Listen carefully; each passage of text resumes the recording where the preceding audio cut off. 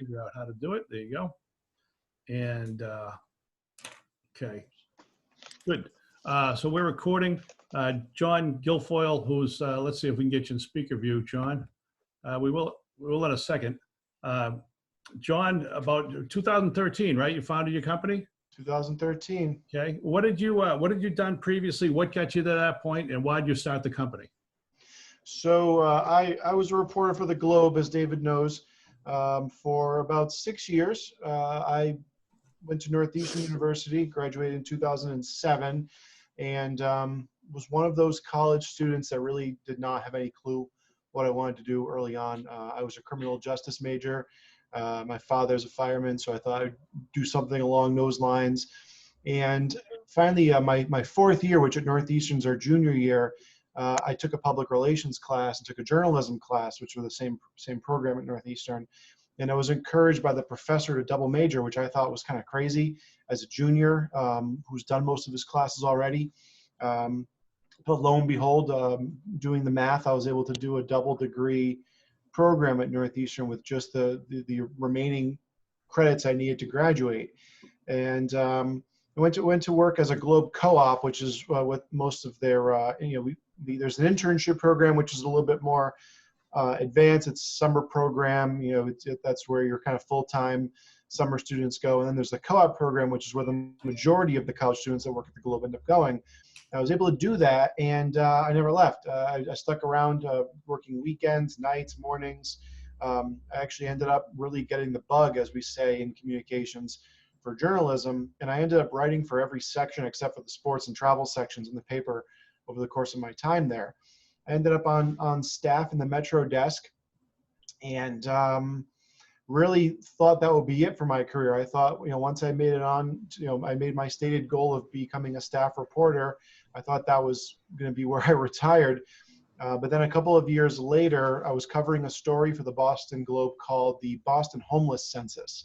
And it's a rare opportunity for reporters to actually get a lot of face time with the mayor of Boston, because the mayor attends that event and spends a significant amount of time there. Usually spends a couple of hours there, which if you've covered politics or if you've been around politicians, typically you get 10 minutes and then they're on to the next thing. This was something where I got to spend hours with Mayor Menino. And I got to talking. I was moving into his neighborhood in Boston, and we're both from Italian families, so bonded over our love of the food and all of that. And the next day I got a call from his press secretary saying that they were looking for a deputy press secretary because her assistant was going to work for the Attorney General's office in the campaign, and they needed somebody right away. And I'm not going to lie to you all, it was twice as much money as I was making at the Globe. So it was too good to turn down. So I left the Globe and joined City Hall, became a press officer for the mayor of Boston. Thought I would do that forever. Thought I would go and become, go get a pension and, climb up the city ladder and become a government employee. And then Menino decided he wasn't going to run for re-election. He was very ill, as we now know. And I got notified on December 23rd, 2013, that my job was being eliminated by the incoming administration, which is typical when a new mayor or politician comes in. Pretty much everyone that's not in a union or has some kind of protection or contract gets laid off, and they bring their own people in. So here I am, 29 years old, and I've now changed careers for the third time. And it was a true layoff. I stuck around with Menino until the very last moment. I was at the brunch after the inauguration. I'm one of the people that literally went to see my boss. The inauguration happened. I come back, and whatever was left at my desk was gone. Whatever was left at a 2-hour period was cleaned out, and I was no longer an employee of the city. So that was my path. And I was confused. I had a couple of offers to work on campaigns. I really didn't want to work another temporary job and be laid off again. So I collected unemployment, and I started my corporation, my LLC, with one of those unemployment checks that came in the mail. I bought some business plan software and created a company and wrote down my idea, which was that I could do press secretary work, public information work for small cities and towns, for police and fire departments. The same work I was doing for the mayor, I could do for a small town or a small city, and do it for many of them and potentially make it into a business. Today, our company is now in its seventh year of operations. We're very busy right now with COVID-19, obviously. Um, we now do public relations for about 400 cities and towns and police departments and fire departments and public schools and public health agencies. And we have 12 full-time employees. So that's where we are today. Wow. And you're in New Hampshire and you're in Massachusetts, is that correct? We have clients in all 6 New England states, as well as New York State Wow. and Illinois.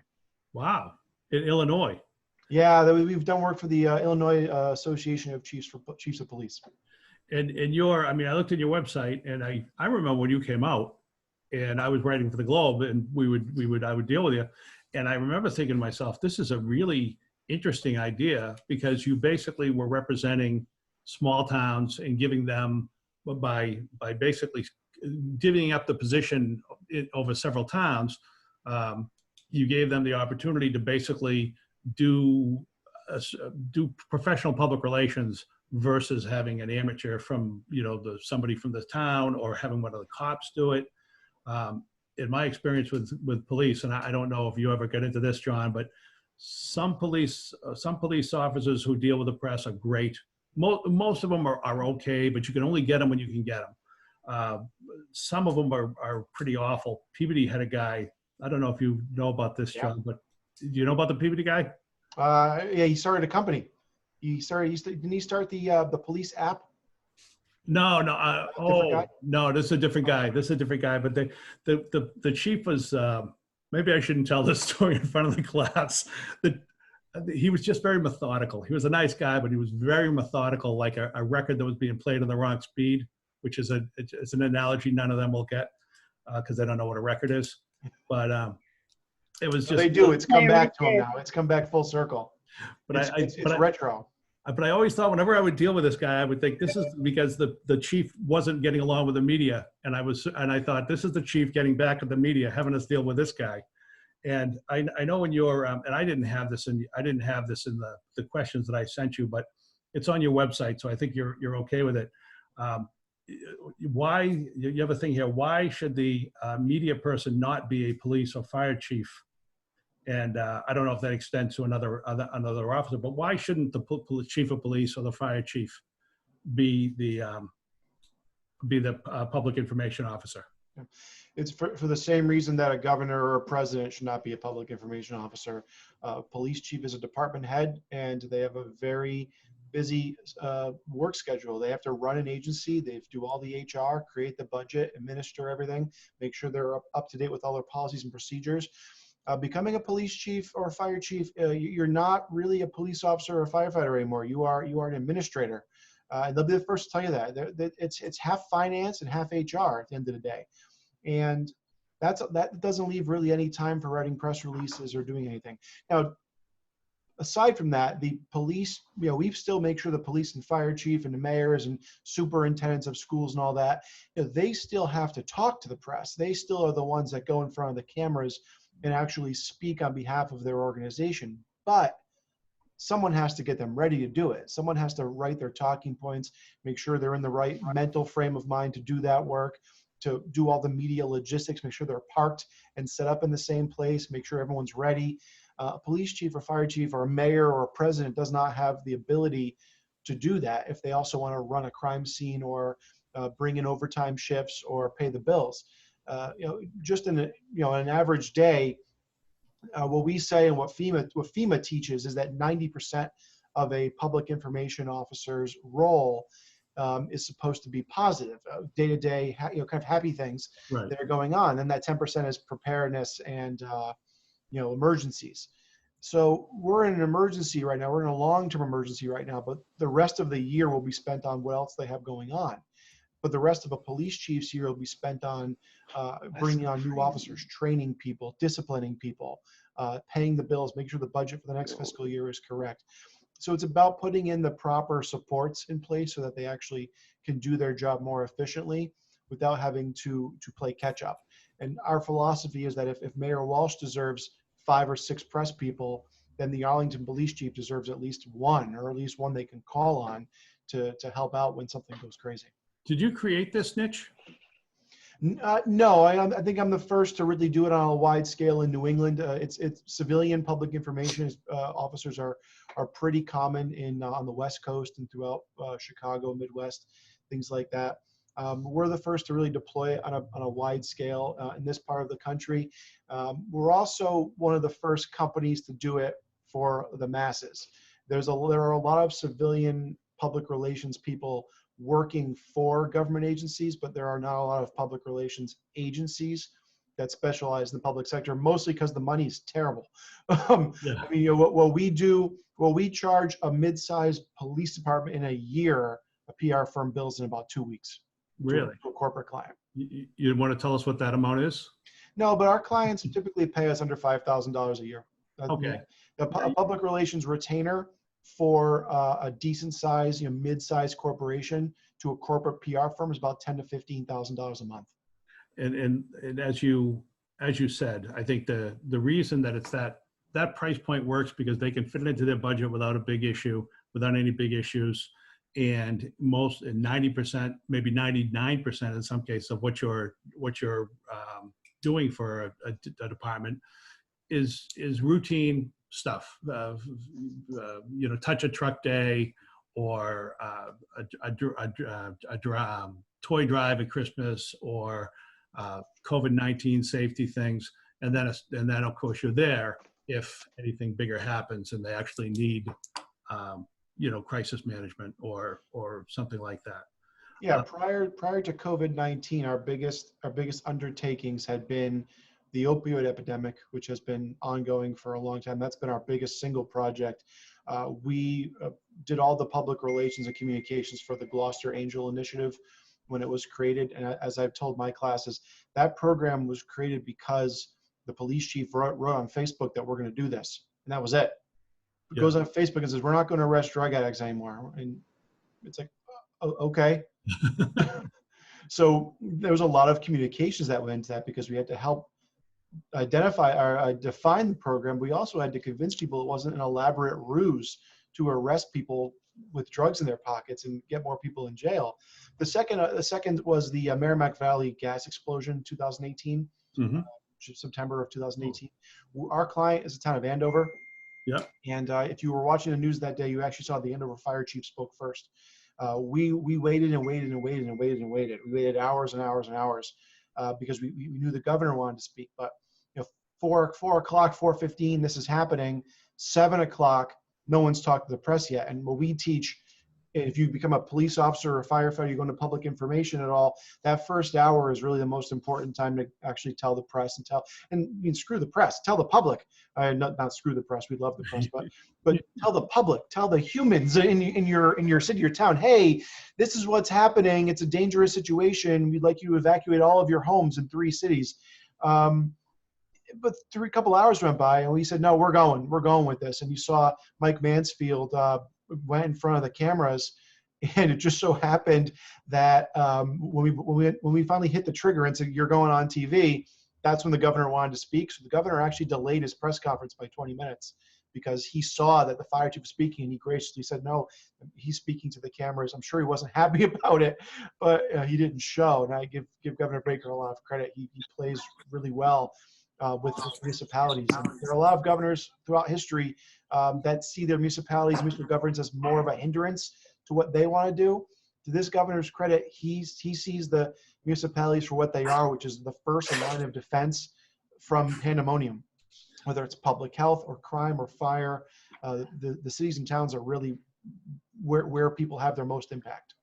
And this is obviously one of the issues that when you're doing PR for police or fire, it's a different type of public relations than if you're working for a private entity, because your clock is a 24-hour clock. You're dealing with things where you have to be very specific sometimes, and you've got to be. I mean, your accuracy is pretty much got to be about 100%.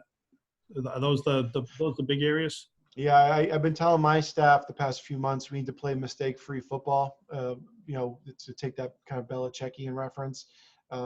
We're all former reporters. I know that's one of the questions you wanted to ask us.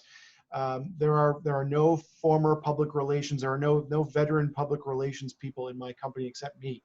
I had 2.5 years in PR when I launched the company. We run the company very much like a newsroom.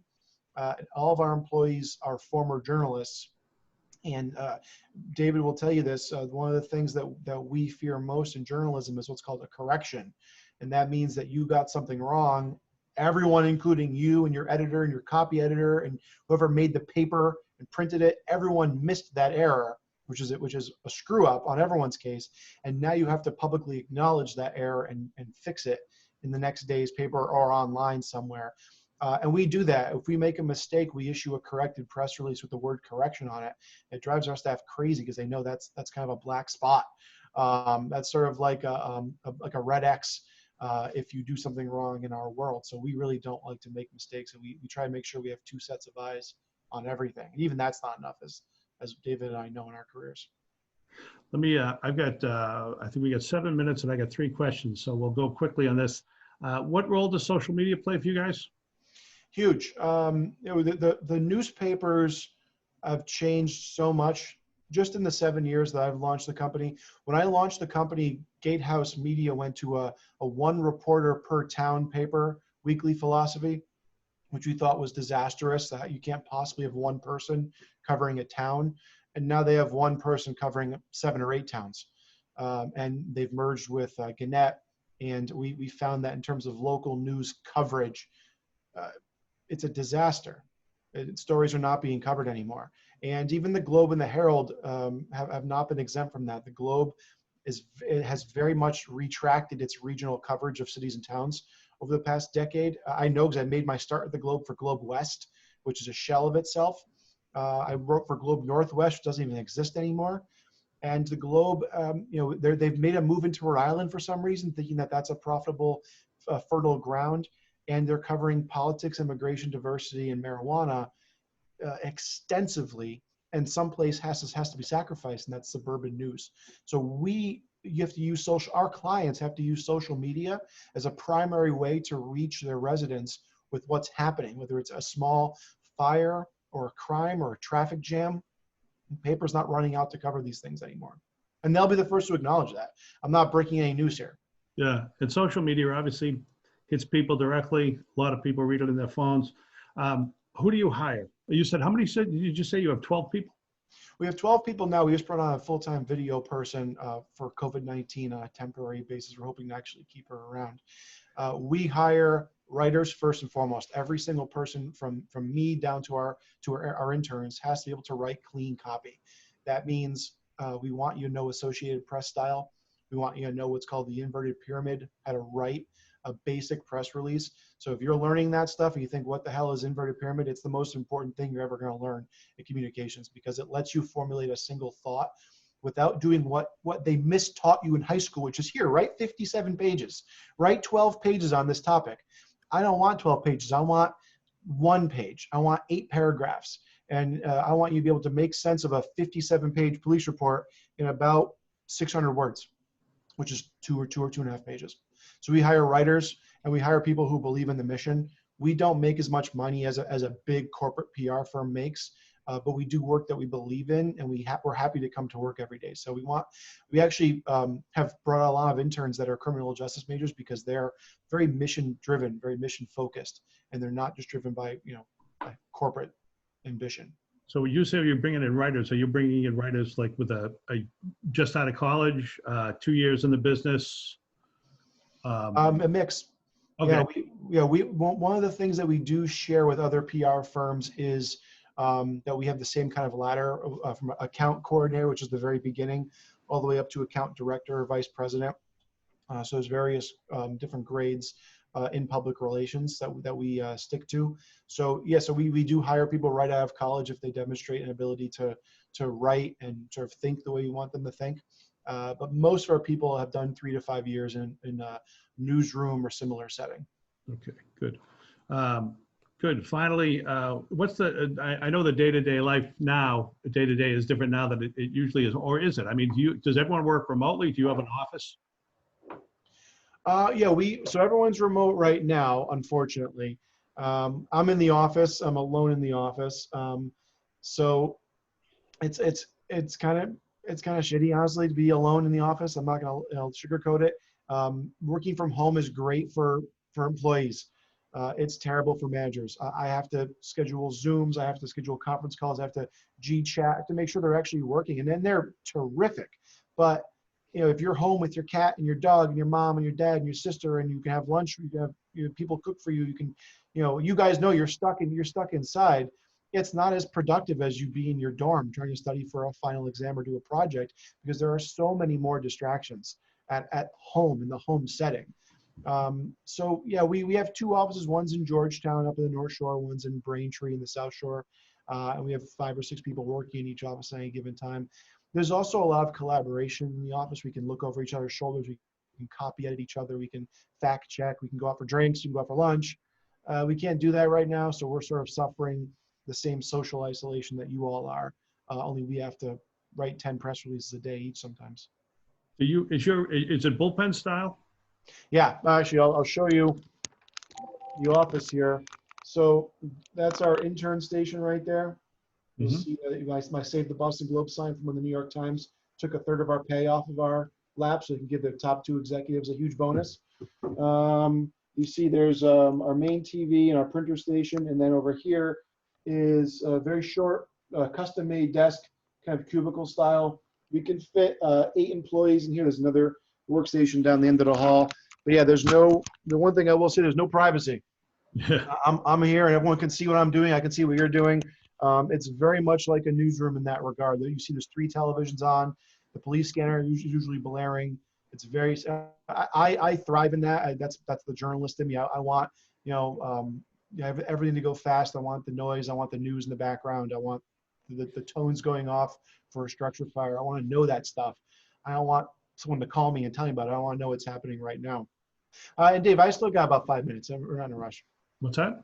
I still have probably 5 or 6 minutes. Okay, let's open up the floor. Anybody got any questions for John? Fire away. I got one. Hey, Jonas. Yes.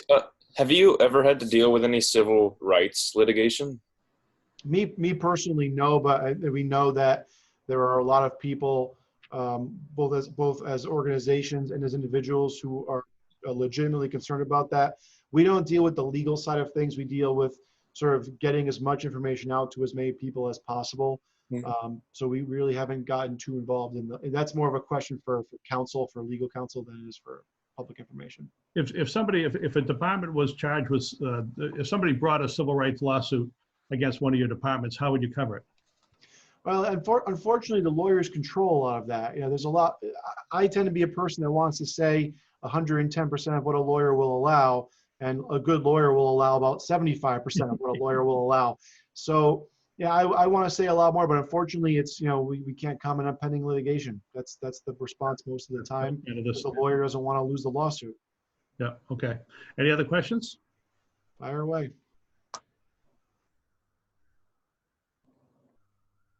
Do you handle mostly external public relations, as in like what's the fire department wants to tell the public, or do you also handle like internal stuff, like what management wants to tell to like lower level employees? That's a great question, because internal public relations is as important as external. So employee relations is one of the most important things that PR does. I would say we definitely do it less than corporate PR does it. We handle mostly external things going out to constituents in the news media and things like that. But we do a lot of training for our agencies. So we'll train them on social media. We'll train them on public information responsibilities, and media relations. We do a lot of that as well. We also will do, we actually contract out what's called administrative reviews. So when something goes wrong, we'll actually hire investigators to go out to our clients and do kind of an internal look at why a policy wasn't followed, or if a policy was missing, which is another piece of employee relations, is making sure that your policies are clear so that your employees can't claim ignorance if they do something wrong. And I'm correct to say that that's important, because for 2 reasons. First of all, if a cop is out, even a police detail, and or even a traffic detail, and he does something rude or something unprofessional, quote unquote, he's likely to get called out nowadays on social media. or she. Whereas before it was just, yeah, people would talk about it, but they're not going to post it for 2,000 people to read. And then, of course, the other thing is the legal thing. Yeah, and the legal thing sort of trumps all at the end of the day. You know, in policing, yeah, we are seeing that, you know, there's a degree of professionalism that is growing every day. We're seeing, you know, more and more advanced degrees, not just college degrees, but advanced degrees in the policing field. We're seeing PhDs and master's degrees. It's also a much more diverse field. It's not diverse enough, but it's more diverse than it used to be. It used to be the white Irish job. And now it's growing, and where you see it growing in diversity is in the towns and cities where they've either had to learn a hard lesson or that they've been able to avoid a couple of hard lessons because they've empowered and aggressively recruited a diverse applicant field. We're seeing a ton of women in law enforcement now, which is the best thing that's ever happened to law enforcement. You know, you can't accurately police a population if you don't represent them fully or as close to as you can. So we're seeing in our agencies, and the ones that we have as clients tend to be a bit more progressive anyway, because they're thinking about spending money on public relations and communications and modern websites. And we're seeing, you know, a lot of first-generation Americans becoming police officers. We're seeing a lot of women whose parents or fathers, in most cases, were cops or firefighters. The more of that, the better, in my opinion. Great. Any other questions? If you're still working for like a metro, you know, desk at a paper, what kind of stories would you be looking for, and how could perhaps a small community college running a public speaking event online get your attention? Good question. So the most powerful piece of coverage in the Vietnam War ever was, I think it was Life magazine, did a week's dead, and it did a picture of everyone that died in the Vietnam War that week or that month or whatever. It was basically the whole publication. I've tried to get the Globe to do more of that. I've tried to offer up, I teach at Northeastern now. I'm trying to get my students to write staff obituaries for the people that are dying. They've tried to sort of show the scope of this by showing their death notices, which are paid classifieds. But I don't think the Globe's done a good enough job fully showing the human cost.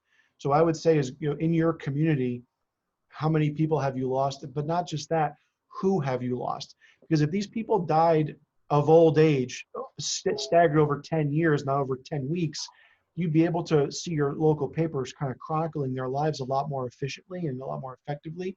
So I want to know the human cost of this. What World War II veteran or business champion or grandmother or grandfather, great grandmother, or 25-year-old who survived X, Y, and Z over the years, you know, what or who have we lost from this epidemic? And you know, that then begs the question, what could we have done to avoid losing these people? I'm not a toe the line, rah cops are the best person, but some of the protests going on around the country right now are at face value a bit ridiculous. I mean, people have the First Amendment and all that, but some of these people are going to die as a direct result of not listening to their governors, Democrat or Republican for that matter. Of greater concern, well, I don't know if it's greater concern, but a lot of them are going to catch the virus, going to walk around, their grandmother's going to die, their mother's going to die, their friend's going to die, the clerk at the grocery store is going to die, and all because they didn't want a social distance. Good. I will say, John, his question was about we're doing this thing called speech. Doing a speaking program? We're trying to promote it. So he's trying to figure out how to get people interested in it. Oh, how to promote it. Oh, well, yes. So first of all, write the press release. It's called the media advisory, as you know. Who, what, when, where, and why. We want to know that, and the local outlets will take that. But I know we're running out of time here. Make a video. It's called the VNR. Look up video news release. The local TV is the best source of local news right now in most communities because they're out there covering local news every single day. But even they're stretched really thin most of the time. So if you produce a video that has all the elements of a newscast and they can then digest that, you'll exponentially pick up the likelihood that you'll get coverage if you do a lot of the work for them. Well, that's a good idea. All right, great. Camera out. Thanks. John, thank you very much. All right, good to talk to you all. Nice talking to you. Thanks very much. And I know you're out of time. Thanks. All right, stay healthy. Great. What a nice fella. What's that? What a nice fella. It was a lot of information quickly. I hope you guys were able to digest that. And the video news release, I wish I had thought of that. What do you guys, you think anybody can throw that together this quickly? Trey, thank you for volunteering.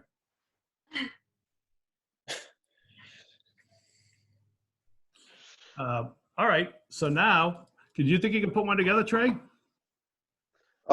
Just kind of give me a little, I guess. Yeah, I probably can, honestly. Oh, I just got a heart from Will. I assume it was to me. Yeah, do you guys know that when you were chatting and that was going back and forth, he was reading all those, right? Yeah, he could read all that, Yeah, I guys. What the hell? figured. Yeah. Anyway, let's see. Rachel. Oh, there you are, Rachel. Rachel, have you got, I know I've sent you a bunch and the other teachers haven't sent you anything yet? Mm-mm. Okay. I got yours, so I have yours in the file. I Yep. just don't have any of theirs.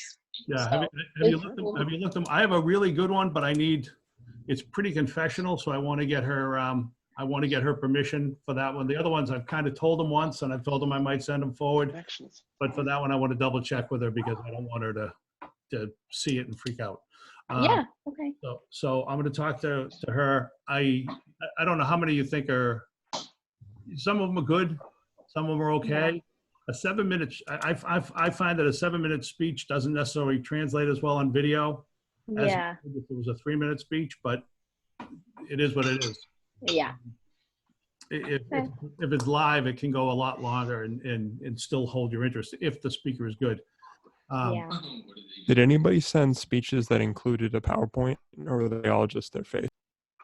I don't. I looked at all of them. I thought they were just their face. I think they're just their face. I think the one that John Briscoe did on what was the software?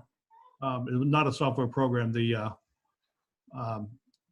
video program that you like, Andrew. Used OBS? Yes. Open. Yeah, that's the closest to we had to a PowerPoint. Was it about that software, or did he just use that to make the presentation? I think he did both. It was about Oh, that. It's kind of funny. Okay. Yeah, you have to watch it. That's the thing about these. You have to watch them to know what they're about. But yeah, that's what his was. Open broadcasting software. Open broadcast software. Yeah, he did. He used it, and he used it to explain it. So, I think that he would be I thought his was really good. I thought his presentation was really good, and a couple of others were good to very good. William's friend Steve Allen, I think, did a nice job, and a few others. Are you going to do yours, Andrew? I'm not sure at this point. I would say if you're going to do a net neutrality one, I would, you could do it as a PowerPoint, and then if you had any editing capability, then you could basically use the sound all the way through and then edit in pictures more efficiently than they would show up on a PowerPoint on a screen if we just videoed the PowerPoint. Does that make sense? I mean, that program I can use to have like my face with the PowerPoint behind me. Like I can make that work really well. I don't need to edit it afterwards. Okay. All right. If you think you have time, well, let us know if you think you have time, because it was a good presentation. This is something he did for me in a previous class. And I think you've done it for other classes as well. My public speaking class. Okay. Yeah, it's a good speech. Anyway, where are we on Speechapalooza? Are we pretty much good to go? We're about where we were on Thursday. I sent, so at the time we sent the press release out, I only had access to one picture because of, Yeah. I had to ask Dean Callahan for permission. Yep. She, like a day after we sent out the press release, was like, oh yeah, I own that Twitter page. You can use all the photos. So, yeah. I sent Ernie, the PR lady, a couple more pictures that we decided in class were nice. I don't know if we can still use them now because it's kind of already sent out, but Yeah. we have access to them.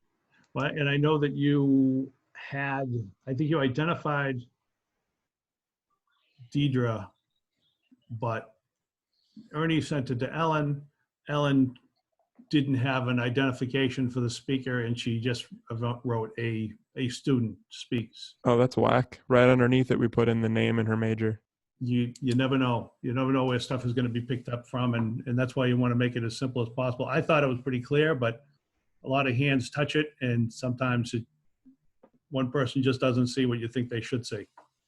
Or maybe did you have them in the press release and attached? Can't hear you, Andrew. Yes, and in the press release, underneath her, we had her name captioned. Yeah, you know something, if I caught that sooner, I would have told you. When I send them out, I always put the photo captions at the top. And that way they can't miss them. So I think I didn't see it when it went through. Obviously, Ernie didn't see it either because she would have flagged it. But usually you run the captions at the top and then also the photo credits, and then you start the press release. That way, people, the reporter or whoever is putting it together can see what they've got to work with, and then they work from there. So, all right. So as far as we know, we're good to go. You sent the press releases out. You haven't had any return calls or emails? Jasmine? No, not yet. No. Evan, when you sent out the release to the papers, did you give them your email address to respond to, or the Speechapalooza one? No, I sent it from the Speechapalooza account, and then right at the beginning is the same contact information that you guys gave. So they either would have responded directly to the Speechapalooza account or to you guys. So Okay. What papers did you contact? I sent it to the Globe magazine. There was a reporter at the Globe who wrote a story about how colleges were coping, so I sent it to her as well. Yeah, I'm sorry, go ahead. who's the reporter? It was, I think her name is Deirdre Fernandez. Okay. I also sent it to, let's see, Boston TV, WBUR, PBS NewsHour, and Boston Public Radio. Nice. Good. You might want to follow up with some of those. Just take just a personal, or either send you an email that says, just want to be sure you got this. I think that'd be great for you, or even a phone call. Although nowadays a phone call, no one's in the, I don't know who's in the office these days. Yeah, I thought about, I know there was this, we talked about Finn was writing a story. I didn't know if we would want to follow up with something like that, or if we wanted to follow up after we go live, kind of, then they can even check out and say, oh, this is a worthwhile thing. We probably want to continue to publicize as it goes on. Yeah, I think that going into next week, either Thursday or probably the way it's going, we probably want to wait till next Tuesday or Monday. Let's say do it Monday, because we're not really, we could do it Monday. Do something with the speakers. Trey Cruz of Lawrence, Elise Festa of wherever you're from, Elise, Parts Unknown, and Finbar Arsenal from Amesbury were among the speakers at Speechapalooza, which will go online this week, blah, blah, blah. A couple of paragraphs at the beginning of the week going to Ernie so she can put it in the NECC news. And I don't know what her deadlines are for the NECC news, but you guys should know that by now. I think it's Thursday, right? Because that's what happened. That's when it went out last week. I think so. Okay. So if you have something like that goes out, it's got to go out. I guess it's got to go out this week. So we'll have to try to basically get, I think, Rachel, you're going to have to send out one more email today to the teachers and say, last call for. Sorry. You have mimosas, Rachel? It's my 21st today, so my family's trying What? to. Yeah. Happy birthday. Thank you. Oh, Happy shit. birthday. Happy birthday. Thanks, Happy thank birthday. you. You're Drink old. lots of water. Yeah. Yes. Sorry. Yes. So I can send Andrew, out how's it going? another email today. Before you drink too many mimosas, Yeah. something out to the teachers and just say, send us a, just say basically kind of a last call. We Okay. try to get it by. We try to get locked in on Thursday and announce the speakers. And who's deciding on who's going to which video to use? Is that yours? On the what? Sorry, hold on. Yeah, who's deciding what videos you're going to use for speech Palooza? I should go hard for the 21st. Yeah, Maybe we should have I can send them to, like, if you wanted it to be like 3 people or 2 people, I can send them out to other people if you wanted it to be a group of us. I don't know. I don't think we ever really talked about that. No, I don't think we did. We did talk about having somebody who's kind of in charge of the production. Did you guys decide on somebody who'd actually be in charge of who'd actually run the production? Ah, good, good. Well, it's your choice now to make of who's going to run it. I thought you had made a decision on that. So I would say the 5 of you that are in the committee should let Rachel know now who she should work with on that. You know, sometimes sometimes you're better off with one person than with a committee, and that time would probably be now because you're down to the end. But you could have 2 to 3 people, however you want to do it, as long as you know people are going to look at the videos and be able to make a decision and then go with it.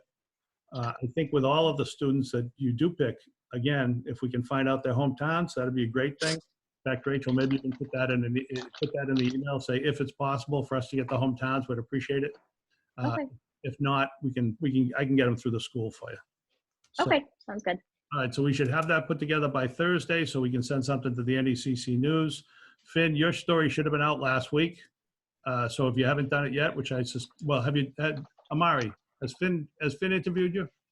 He emailed me. I emailed him back. Oh, good. Finn, is it written? I can't hear you. I think it's written for the most part. I know that Jonas wanted to look back over it, and he wanted a couple more quotes in there.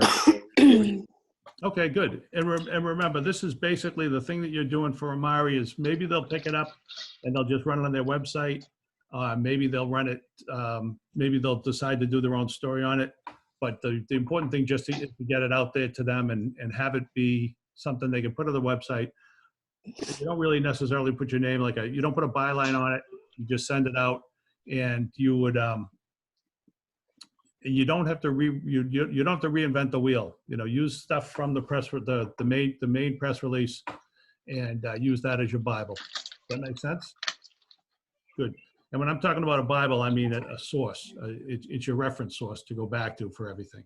Yeah. And when should it be? So it should be sent to the association directly? I would say, yeah, something like this where you're talking to a specific organization. It's like, you know, if you could include this on your newsletter or on your website, we'd really appreciate it. You know, if you need to reach us, and they might decide to do their own story, or more likely they'll just run his piece on their website. Mm-hmm. So try and get that done as soon as you can, Finn. Good. All right. Anything else that's got to be done? No. So we have some speeches as of right now. Yeah, I think we've got enough speeches from, what do you, I don't know what the exact number is. I think it was 6 or 7. I looked at it last night, so I think Okay. we're about 6 or 7. So it's 6 or 7, so we're gonna have 9. Like I said, we've got a couple that I think are really good. The others are, you know, they're not great, but if you've been to Speech Palooza, you know that some of the speeches at Speech Palooza are better than others. Right. And Will, do you, so you have access to the Speech Palooza email, right? I believe we sent out like the password and everything, right? I don't think I put it down. Yeah, it's just speeches all lowercase. Oh, true. Yeah, and so you're gonna be editing the stuff together. Okay. Yeah. I also did just get, and this is cool, the lady who is organizing the charity, the donation thing, she just responded to me with her video, so we can look at that too. I don't know how good of a public speaker she is, but it'll be cool that she's plugging like the thing that we're asking for donations for. Can you screen share right now? Can we see it? I can do that if we want to watch it together. I don't know if we'll get audio though. Yeah, you can throw it on. I mean, what I am finding is that a lot of students have taken a step back in the public speaking because you are taking the public out of it. So between having to figure out where to put the camera, whether or not to sit or stand, I'm telling him to stand in an empty room. Some of them are doing it, some of them aren't. And some of them seem really wooden and stiff, and others seem to be actually getting the hang of it. I'll try putting it up. I don't know if it'll give you guys any sound though.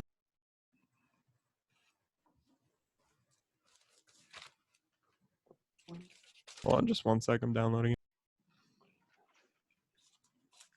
But that does mean the fix that I sent her works. So if anybody has issues, all they need to do is compress the file.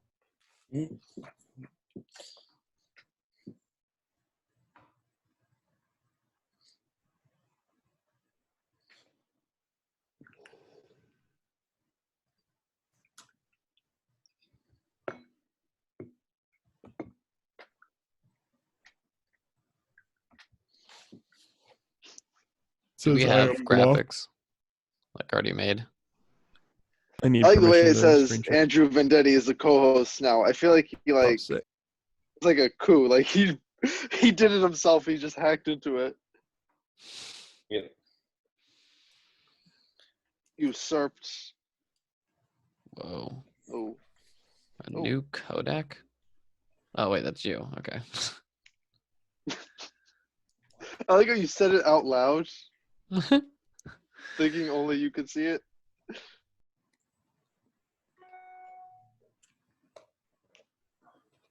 This is awesome. Holy shit, this is science.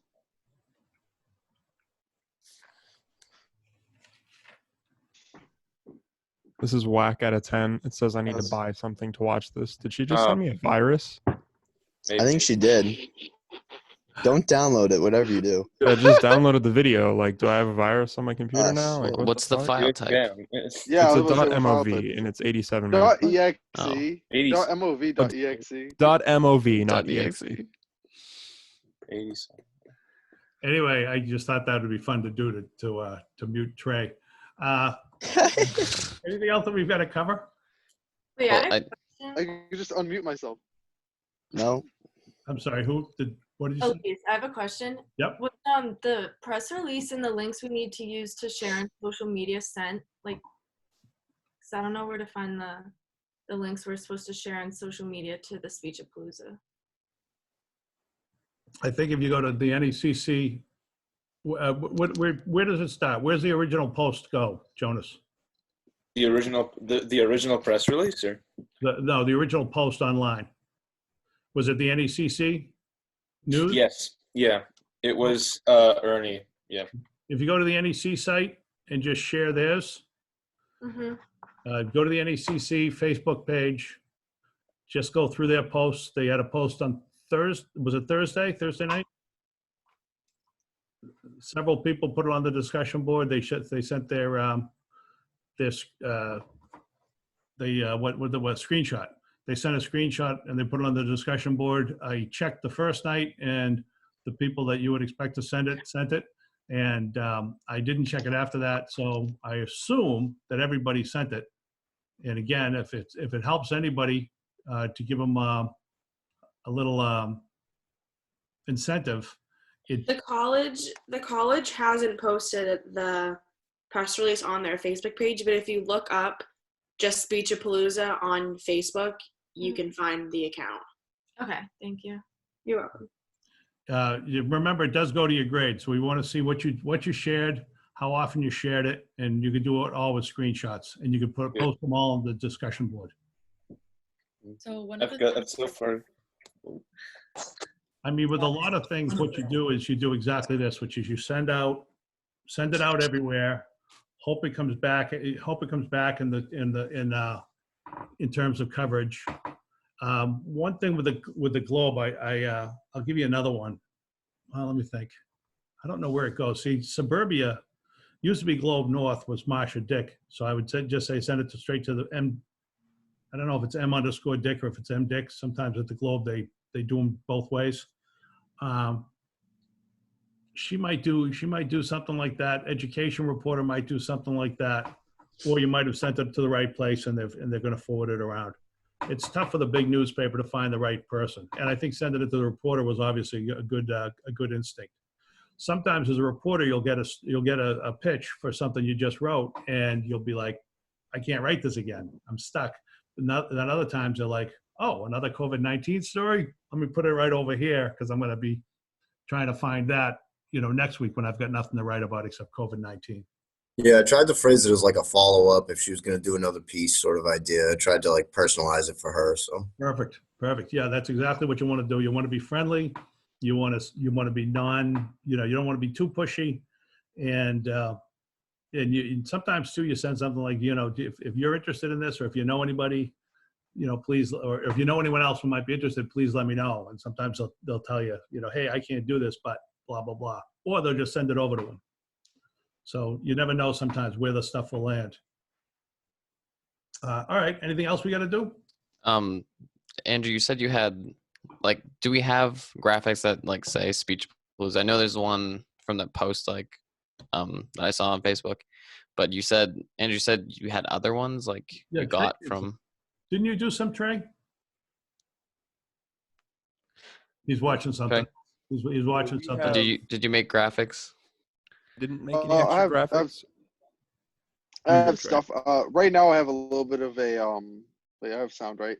Yeah, right now I have a little bit of an obstacle because I upgraded my Mac and I don't have the updated version of Photoshop, so I'm a little away from it or Illustrator.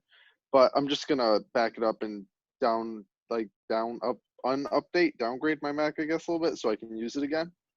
Okay. And then I should be able to continue. It Yeah, I'm just wondering because when I'm gonna edit really together, expand upon what I have going and if we already have Yeah. stuff, then I'll just use that. It'll make everything go faster. There is some stuff. They're not going to be like I have so in much video graphics, but whoever made the social media. I mean, I can tweak them and everything. Just having like a base would be nice. Yeah, the social media pages have like their profile pictures have different little images. You can use that. Okay. And you host the people who are hosting the Speech Palooza. Who's first? Who's the first? Who's got the Wednesday show? I think me and Cole did. What's that? Yeah, it's Elise and Cole. Yeah, And Elise. I'm second. And then Dylan Musgrave. Yep. Live from Demerit Hill Farms in Lee, New Hampshire. Yes, Kicking off sir. the third one. Right. One thing you want to think about when you're doing it, Dylan, if you look at your camera shot, you see all that headroom. Yeah. You want to get So rid we of don't that. want that. Yeah. When you do yours, you want to look at the camera, even though it's really weird. You want to look at the camera when you speak, and you want to probably have it worked out or have it written. That's what I was gonna do. I already have mine written. I was gonna maybe once we get closer, double check it with other people and see if they like that intro or if they have any ideas for better words to use. Yeah, and you can Mine starts off with a 20-minute monologue. What's that again?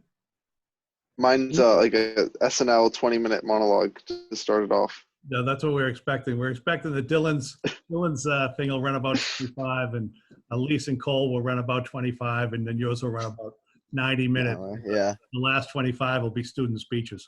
No, I'm sure they're all going to be really good. It'll all be an interesting experience for all of you. One thing to think about when you do a script, a lot of times when you've got a speaking script, people will write them out in capital letters. And you might want to think about whether or not you want to split them into notes forms, like just a couple of keywords, which is probably a good idea, but not for everybody. And then other people want to write them out. That tends to be the problem with when you write it out. And I've had a couple of people who did this. When they did their first speech and it was all written out, you could tell.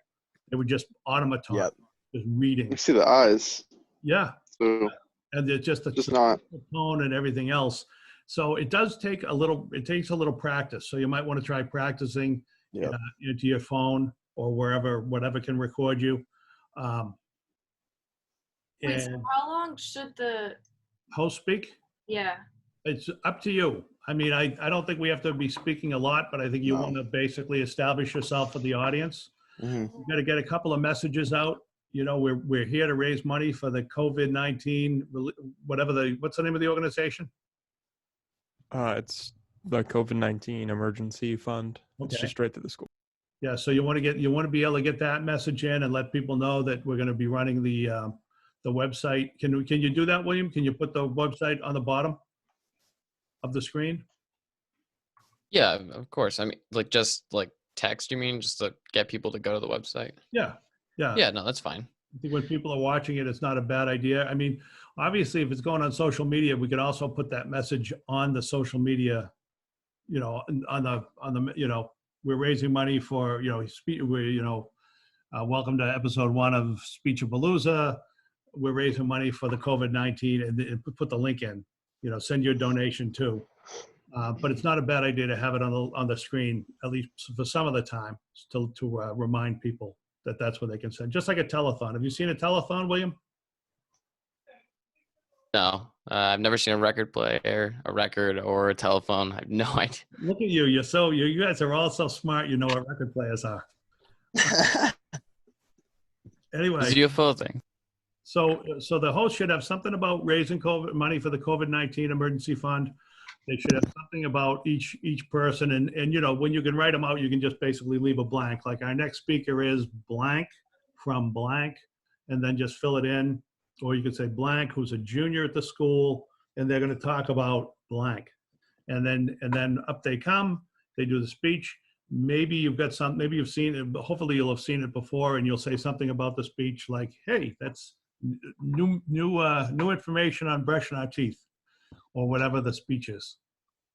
And then you say, the next speaker is, or, you can do a lot of things, by the way. If you guys want to have guests on to talk about what it's like being a student during the days of COVID-19, that's really not a bad thing to do.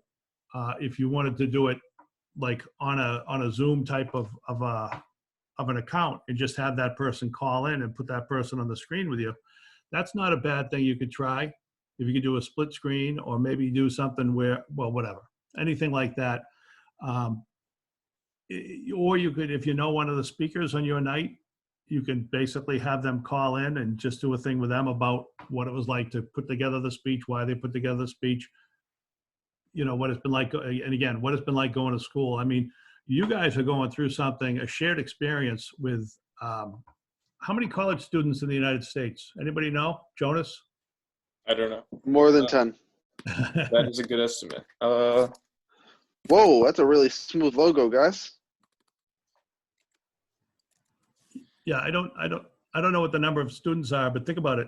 Everyone who's a college student right now is going through the same experience at the same time as you guys. 20 million. How many? 20 million. Worldwide? In the US. It's so nice to have Google. Yes. So there are going to be 20 million people your age who you're going to run into in 5 or 10 years. And the question of what were you doing during the coronavirus, the COVID-19 public health situation is going to come up, and you'll have something to talk about. And you'll have a shared experience, even though it's very isolating now. You're basically going to say it was horrible. When I was in college the first time, we had a huge blizzard that just knocked businesses out, kind of like what this did, only for a few days. But the shared blizzards and stuff like that, it does give you a shared experience that's very unique and very hard for some people. And again, it'll be something to talk about. So if somebody wanted to incorporate that into, if any of you hosts wanted to incorporate that into your hosting for Speechapalooza, that's kind of a topic that's there. And if you wanted to do it, like I said, if you wanted to do a recording on a Zoom or something like that and do a split screen, that gives you the opportunity to do it. Is that how me and Cole should co-host? Like do a split screen and then record it? That's a good question for That William. sounds like a good. William? I think that might be more interesting than just somebody introducing the next speaker, because like we could do that with just an image. We don't need a person for that, Yeah, you could do that. You'd have to like, it changes it. Like it has to be kind of a back and forth between you two. Yeah. Like instead of a like here, it would be weird if there was a host and then halfway through there's like another host. Yeah. I am Cole. What if you guys pretended to be the same person? and try to But, talk at the like, same time? No. I mean, like, you alternated, but played it off like it's like, "Hi, it's Cole," and he says, "Hi, I'm still Elise." That would be And really then funny. Yeah, like, hey, it's Cole again, and it's Elise speaking. Like that might be kind of funny. I don't think that No, would be funny at all. I was just trying to I be. think that would be awful. Yeah. I was trying to say the worst possible idea. Can you mute other In a people? campy ass way. I can mute myself. Hold on. Okay. Andrew, is there a Bye. program or is there a video program where you could do a split screen and have two people on either side of the screen talking to each other? Probably. I mean, Zoom works for that. If you just click gallery view and there are only 2 people in it, then you can record that on Zoom. All right. So Yeah. I mean, if why you don't flip could, back and forth between gallery view and speaker view. You wouldn't even need to do that necessarily. If you just did gallery and split it down the middle, then they could have a conversation. or you could be in a Zoom meeting and just record, like just get the recording from your computer, and then I can just put you guys next to each other. Like, I can put you 2 next to each other. You can be talking to each other, but I can like make it look good. You know. All right. Just make sure you have a recording of like individually your camera. I don't know how you're supposed to do that, but If you if you guys are both in a Zoom call, and if you were to double click anybody's face right now in this call, it'll pin that one, and that one will be big. If you recorded it while your own face is pinned, if each of you did that and sent it to Will, he could edit in like which one is bigger. Okay. So obviously it makes more sense to pre-record these and then edit in the speeches, or record these with the speeches playing and then they come back from the speech and they kind of, it's all one shot. William. well, what did like, try that again? I didn't All really right, understand. so are you saying that they should, for example, let's say Elise is hosting let's say Elise is hosting. So we come in and Elise pre-records her intro. She pre-records her section between her second section. She pre-records her third section, and then she records her outro, the conclusion of the show, and then she sends it to you, and then you just kind of edit it in and just put the speeches in between. Or Well, you wanted her and Cole together. right. So I'm saying that you can be in a call together, so you can have the back and forth talk like we wanted. If you're doing 2 at once, Yep.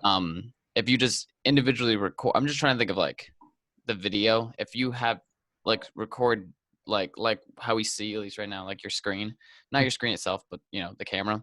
Yep. They can talk back and forth, like and do their intro, which is like scripted out as much as you want, and then I'll just make it look good, so it doesn't look like it's a Zoom meeting. Okay. You know what I mean? Like I'll take the recording and just like put them next to each other. When you shoot it though, sometimes they shoot 2 different ways. They be in television and sometimes radio. Like a lot of radio, they will just read a 30-second spot or 20 seconds, and they'll just kind of put those speaking parts wherever they want to program them in the hour. A lot of times when you host a show, they'll go out to a location and they'll, all right, you know, here's your first part, here's your second part, here's your third part. So you shoot your 3 individual parts, and then somebody edits it in around, let's say, the movie or whatever else is going on there. Is that the way you want to do it, or do you want to do it where they're actually speaking before the movie, and then before the speaker, and then the speaker comes on, and then they come back on after the speaker, and then I mean, that's an individual choice. How many speeches per thing? What was the number? I think 3. I think people would get bored after 3, but I think it doesn't really make a difference. We can do it as long as we want, because I don't think anybody would really care about. It's not so much about. I mean, you want to do something interesting to read. I think 3 is a good one, but if you wind up with 10 speeches or 12 speeches that you think are good, then I think 12 is the good number. It would make sense to have them in between each as they transition. Oh no, I think you should have them in between. I guess the question is, do we pre-record that and just edit that? Yeah, I'll just edit it in. Yeah, okay. Like, that's just in between. That keeps it simple. Okay. You guys, whoever's hosting, should definitely have watched the video to be able to like make a comment on it or It's true. introduce it. So it's not It just doesn't like have to be a next long is comment either, this just a speech. little. Yeah. Yeah. Yeah. Little this or that. I watched that. Good. Anything else we need to do? When do the, all right, so the speeches have got to be in by, what do we say, Rachel? Thursday? You're muted. Sorry. That's okay. What is the 24th on Thursday? Yeah. So Yep. I think so, because we're doing it on the 29th. So I think the 24th is right. Yeah. Okay, so the 24th, and so you should be, when should they shoot it, William? What? So when is it? It's going out at what day? The first one's going to be the 29th, the second one's going to be the 30th, and the next one's going to be May 1st, right? Oh, whenever you can, you know, just Okay. like whenever you can get together. That's. It's Well, not a hard editing job, but you know. I think you should do it when you've got the time to put it together, and yeah, I think you should work it around your schedule, Williams, because you're the person editing it together. Yeah, I mean, I have a pretty clear schedule to be honest, but yeah, so you know what I mean. Like it's sooner better than later. That's all I really ask. And then if I can just have everything together, and then I can just start working on it. It's not going to take long to do. So at least you and Cole have got to get together to talk about yours. Who's the second host? Dylan and Trey. So you guys have all put that with William. Yeah, I'm second, and he's on the last thing. So when are we gonna have to record all that? Kind of like, do you have a timeline on? Well, we just talked about it. Yeah. Yeah, but I'm 29th. sorry. No, I'm sorry. I misunderstood part of it. Okay, I thought you were talking about different. Okay, I was confused. All of the speeches are going to be picked by Thursday. So sometime between Thursday and next Wednesday, you have to do it. I would say the earlier the better. Okay, work. Other considerations Absolutely, yeah. would be if somebody's not sleeping, you might want to do it at a certain time of the day. You know they're going to be awake. If you've got work considerations, you want to work around those. Other school considerations, you want to work around those. You guys got to be coming close to when's final week? May I don't know. 7th or so. May what? May 7th. 4th. Oh, 7th. So we want to get this done before finals week, which we're gonna. I mean, we're not gonna have a problem with that. All right. So these are all things that you guys have got to kind of work out with. Is it William and Trey, or is it just William? For the editing. Yeah. For William, I'm not even sure. Did he go already? Okay, I think he just left. I think it's gonna be primarily him. I think I'll contribute like graphic kind of stuff, but in terms of actual composition and editing like that, I think that's gonna be him. Yeah, logistically, it wouldn't make sense for them to both edit it. Yeah. It is. And Finn, can you get those couple quotes as soon as possible, and then we can send it out immediately. Yeah. Hopefully by the end of today. I sent an email out to Amari a while back, so I might have been this morning or last night or something. I can't remember, but I'm just waiting on a response, and then I'll throw them in. All right. Okay. One thing I want you guys all to think about is, I know you've some of you are doing more than others. I'd like to get maybe a paragraph or a page, depending on how much you've got, how much you did.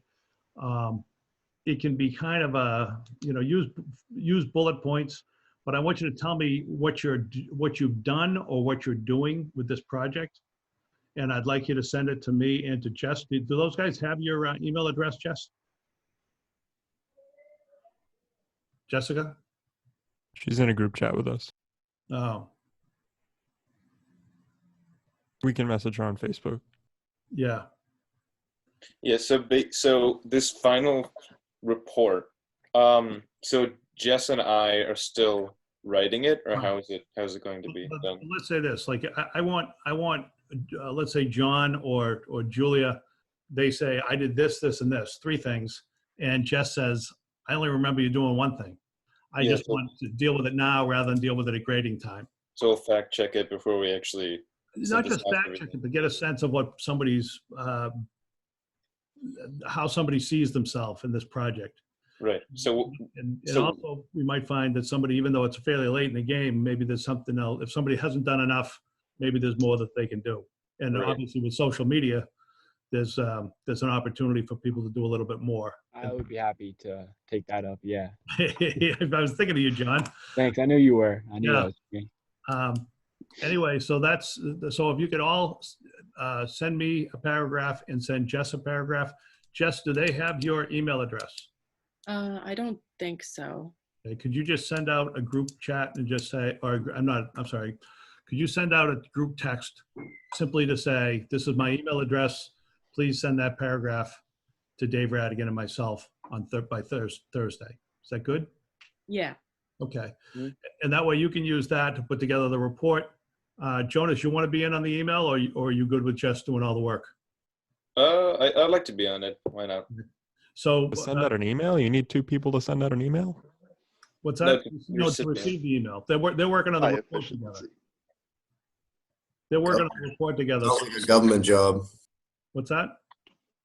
2 people to send an email. It's a government job. True. That's a good point. Well, trust me, it wouldn't be 2 people. It'd be 5 people. 1 person doing all the work, and then 4 people Smoking cigarettes.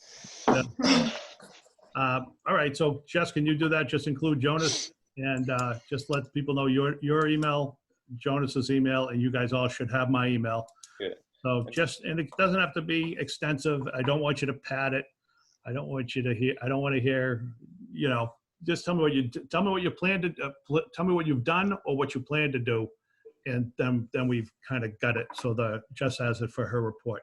And Okay. What if I do it in an email, right? And just like send it to everyone and be like, hi, this is Jess. Like, if you have something to send to me, like, this is my address. Yeah. Okay. And just, but also, actually, why don't we do this? Send it to Jess, and then Jess, you can forward it to, well, no, that's a million emails. Give them your email, give them my email, and give them Jonas's email. Yeah. This does sound like a lot of moving parts. You could make a discussion board on Blackboard, and everybody just puts it there, and then they make an email from the stuff that I'm people having say. so much trouble getting people to respond to the discussion board. I want to do There's it. so many. I think that's the problem, is that every single class has a discussion board, and if not more. So I think people are having a hard time getting all of them done. I'm not saying this one's demanding at all, but I'm just saying personally, like, I have like 3 other classes and they have like 3 discussion boards per class. It's kind of ridiculous right now. That's why I've found that the amount of online writing that I'm doing, and I'm guessing that all teachers are doing, and the amount of online email that I'm getting, and all of this, and the fact that everybody seems to be on their own schedule. Yeah, big time. It seems to be a problem for everybody. So I think the most efficient way to do it is just, like I said, all of you, Jess is going to send you an email today. Fill it out today, take 10 minutes, and just let us know what you did and send it back. And it's very good news, Dylan, that North Korean leader Kim. I just thought it was interesting because no one's covering it. It's kind of like, I haven't heard about it. It's not good news. I read about it yesterday, but it is getting some coverage. It is getting some coverage. Yeah, I didn't hear about it at all. I just thought it was crazy. Back to what we said before I get distracted. So, Jess, if you could just send that email to everybody. Everybody just spend 10 minutes sending it back to Jess today, and that way we've got it. And if anybody's a little underrepresented, they give them a chance to get to redeem themselves. Yeah, and then Jess and I will use all these emails to draft the final report. We're going to balance our judgments with other people's judgments, basically. I wouldn't say judgment. I'd say objective fact. Just go with objective fact. I mean, Right. you know what I'm saying? I mean, if somebody says I did this, this, and this, and they didn't, then it's all objective. Yeah. Right. Everybody good? Yeah. Yeah. Yep. Beautiful. All right. It's coming along really well. It's going to get a lot of coverage, and it's going to be great. So nice job so far. We'll see you on Thursday. All right. Sounds good. Bye. Bye. Bye.